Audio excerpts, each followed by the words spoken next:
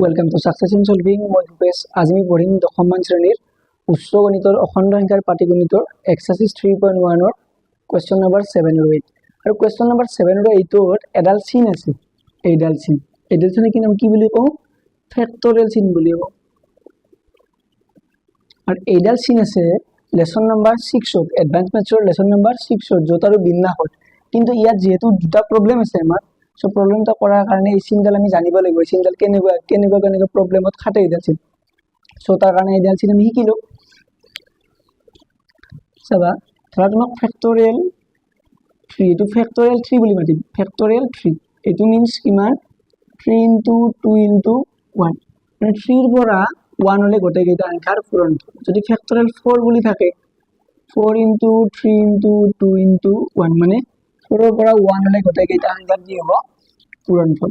Next চাবা, factorial 4 মানে যদি 4 টো যেনেকৈ ইয়াত লিখা আছে কেনেকৈ হৈছে চাবা, 4 টো ইয়াৰ পৰা ওলাই আহিল বাহিৰত, তেতিয়া ইয়াত কি থাকিব? 4 minus 1 মানে 4 টোৰ পৰা এটা 1 minus কৰি দিম। সো নেক্সট কি হ'ব? এইটো 4 minus 1 মানে কিমান হৈ গ'ল? 3। নেক্সট 3 টো যদি বাহিৰত ওলাই আহে, ফেক্টৰিয়েল 3 টো ওলাই আহিলে কি থাকিল? 3 minus 1 থাকিব। নেক্সট মানে 1 1 কৈ কমি গৈ থাকিব। 4 into 3 ফেক্টৰিয়েল কি থাকিল? 2। 4 into 3 যদি 2 টো ওলাই আহে কি লিখিব? 1। নেক্সট 4 into 3 into 1 টো যদি ওলাই আহে কি লিখিব? 1 minus 1 এনেকৈ থাকিব।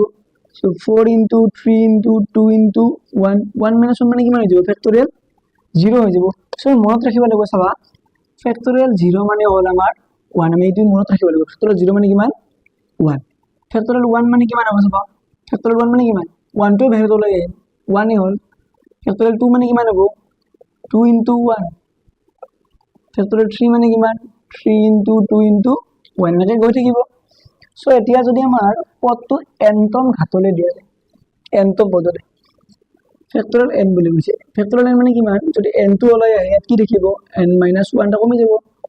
নেক্সট যদি n minus 1 টো ওলাই আহে ইয়াত কি দেখিব? n minus 1 থাকিলেই এটা 1 minus n minus 1 ইয়াত কি দেখিব? n minus 1 minus 1 মানে n minus 2 দেখিব। যদি n minus 2 টো ওলাই আহে তেতিয়া কি দেখিব? n minus 3। তেনেকৈ যদি তোমাৰ এনেকৈ থাকে 2n ইয়াত কি হ'ব? 2n থাকিলে ইয়াত 2n minus 1 হ'ব। 2n যদি 2n minus 1 টো ওলাই আহে ইয়াত কি দেখিব? 2n minus 2 এনেকৈ গৈ থাকিব। বুজি পাইছো কি কৈছো মই? চাবা, এতিয়া এইখিনি আমি শিকিম আৰু ইয়াৰ এতিয়া প্ৰবলেমবিলাকৰ মানে এপ্লিকেশ্যনটো কুৱেশ্যন নম্বৰ 7 আৰু 8 আছে, সেইটো তাত কৰিম। কুৱেশ্যন নম্বৰ 7 চাবা, আৰোহণ পদ্ধতিৰে দেখুওৱা যে 1 factorial 1 plus 2 factorial 2 plus এনেকৈ n factorial n লৈ আছে। দেখুৱাব কি দিছে? factorial n plus 1 minus 1। চাবা, এইটো প্ৰবলেম আগৰ নিচিনাই কৰিম। কুৱেশ্যন নম্বৰ 6 হলে যেনেকৈ কৰিছিলো তেনেকৈ কৰিম। ধৰা হ'ল Sn equal 1 factorial 1 2 factorial 2 n factorial 1 n plus 1 minus 1। এতিয়া n equal 1 ৰ বাবে n equal 1 মানে প্ৰথম পদৰ বাবে LHS কিমান হ'ব? এইখিনি হ'ব 1 factorial 1 1 মানে তো 1 factorial 1 মানে কিমান? 1। সো আনসারটো কিমান হৈ গ'ল? এইটো 1 আৰু RHS ইয়াত n ৰ ঠাইত কি বহাই দিম? 1 1 plus 1 minus 1 1 plus 1 মানে কিমান? ফেক্টৰিয়েল 2 2 minus 1 ফেক্টৰিয়েল 2 মানে কিমান? 2 into 1 মানে কি হৈ যাব? এইটো 2 minus 1 মানে কি হৈ গ'ল? 1। therefore LHS equal কি পালো? RHS পাই গ'লো। যদি LHS equal RHS হয় কি লিখা আছিল? গতিকে n equal 1 ৰ বাবে S1 তাৰপিছত কি লিখা আছিল? ধৰি লোৱা আছিল। ধৰা হ'ল n equal k ৰ বাবে SK সত্য। গতিকে SK equal ইয়াত n অৰ্থাৎ কি বহাই দিম? k বহাই দিম।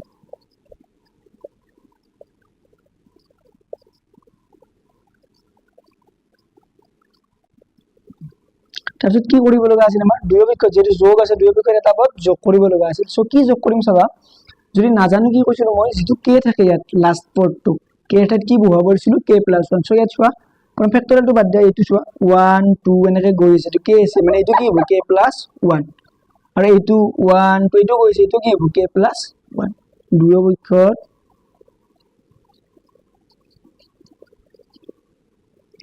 k+1 ফেক্টৰিয়েল k+1 k ঠাইটো k+1 বহাই দিছো k ঠাইটো k+1 যোগ কৰি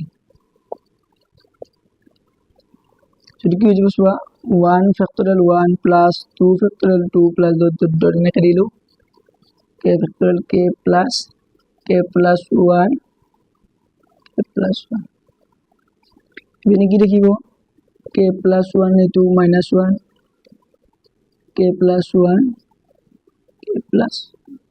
যোগ কৰি দিলো এতিয়া চোৱা এইখিনিটো ইংগে দেখিব এইখিনি চোৱা এটো ফেক্টৰিয়েল k+1 যদি মই কমন আহে ইয়াৰ পৰা ফেক্টৰিয়েল k+1 তো মই কমন আনিলো সো ইয়াৰ আগত কি আছে দেখুনে মানে কি আছে 1 এটা আছে কি আছে ইয়াত 1 আৰু ইয়াত কি দেখিলে k+1 আৰু এই -1 থাকিলে এইখিনি থাকিব নেলে -1 সো কি হ'ব চাবা 1 + 1 মানে 2 মানে কি হৈ যাব k+2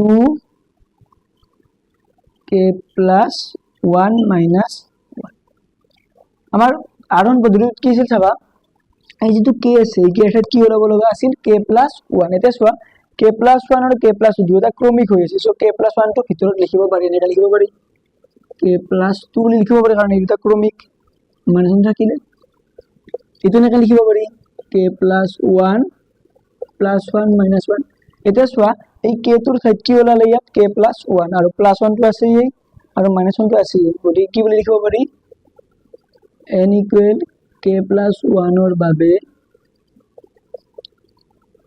s k+1 সত্য গতিকে আৰোহণ পদ্ধতি অনুসৰি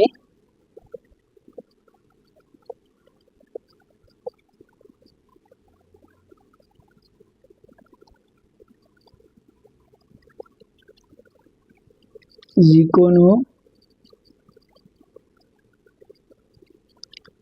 n belongs to n or বাবে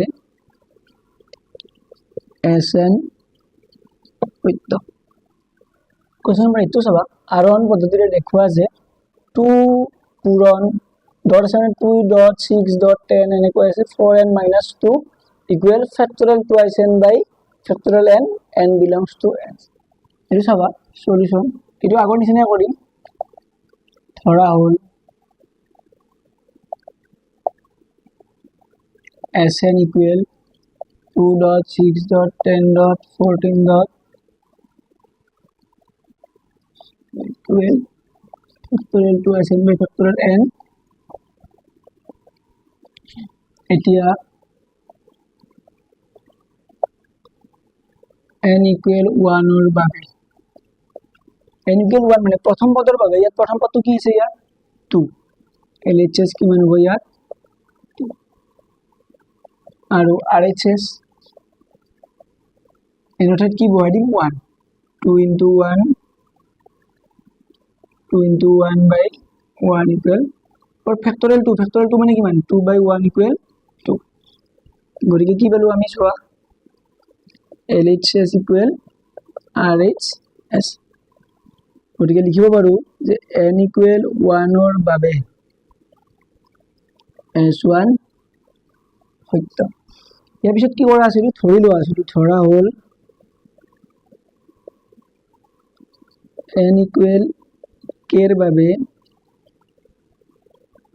sk সত্য sk টো কি বুলি ধৰিলো সত্য গতিকে sk equal 2.6.10 4k - 2 equal factorial 2k by k এনেকুৱা হল এটা চোৱা আগতে আমি যোগ কৰিব লগা আছিল এতিয়া যেটো পূৰণ আছে মই এটা সংখ্যাৰ যেটো সংখ্যা হয় সেইটো সংখ্যাৰে কি কৰি দিম ইয়াত দুয়োফালে পূৰণ কৰি দিম এই চোৱা কি যে 2 তাৰ পিছত আছে 4 তাৰ পিছত আছে 10 এনেকুৱা আছে চোৱা 2 6 10 মানে কিমান কৈ বাঢ়ি গৈছে এটো 4 কৈ বাঢ়ি গৈছে ইয়াৰ পিছৰ পদটো কিমান হ'ব 4k - 2 + 4 4k + 2 যদি তুমি নাজানা কি কৈছিলো মই এই কে এর ঠাইত কি বহুৱাব দিছিলোঁ কে প্লাছ 1 মানে এনেকুৱা হ'ব 4k plus 1 minus 2 4k plus 4 minus 2 4k plus 2 এনেকৈও পাৰা তুমি বা এনেকৈও পাৰা যেনেকৈ বিচৰা তেনেকৈ কৰিব পাৰা দুয়ো পক্ষত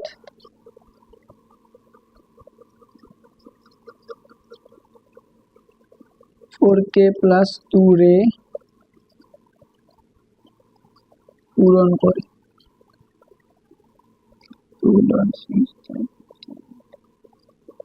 फोर के माइनस टू डट फोर के प्लस टू ये पूरण करब लगे टू के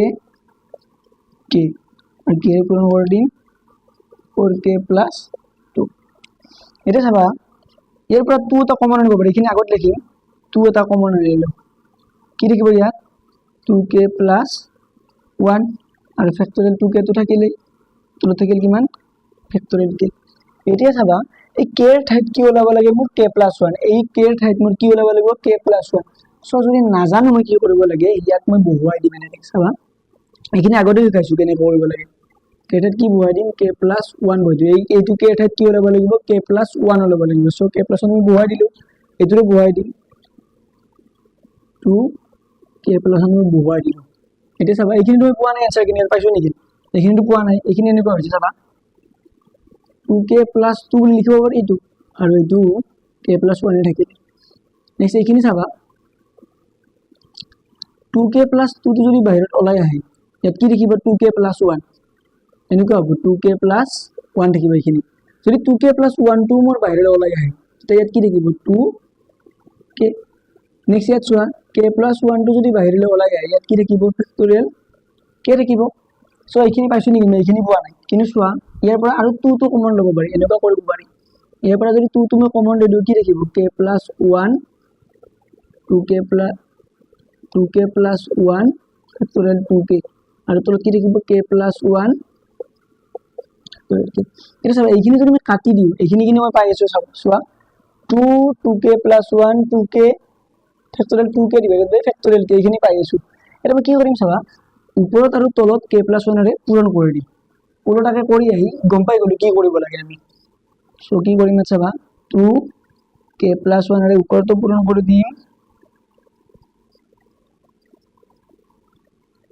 k plus 1 ৰে তলতো পূৰণ কৰিম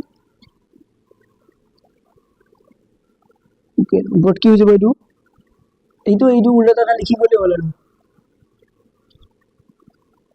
2k plus 2 ৰূপম কৰিলে 2k plus 2 হ'ব এইটো কিমান হ'ব 2k plus 1 থাকিলে তেনেকৈ 2k plus 1 আৰু কি লিখি ফ্যাক্টৰিয়েল 2 কি আৰু তলত এইটো ভৰাই দিব পাৰি যেনেকৈ k plus 1 ভৰাই দিছো k plus ওপৰত চোৱা এইটো তিনিটা ক্ৰমিক হৈছে এইটো ভিতৰত ভৰাই দিব পাৰি 2k plus 2 k plus 1 so এইটো লাইন পাই গলো এটো পৰা এইটো লিখিব পাৰি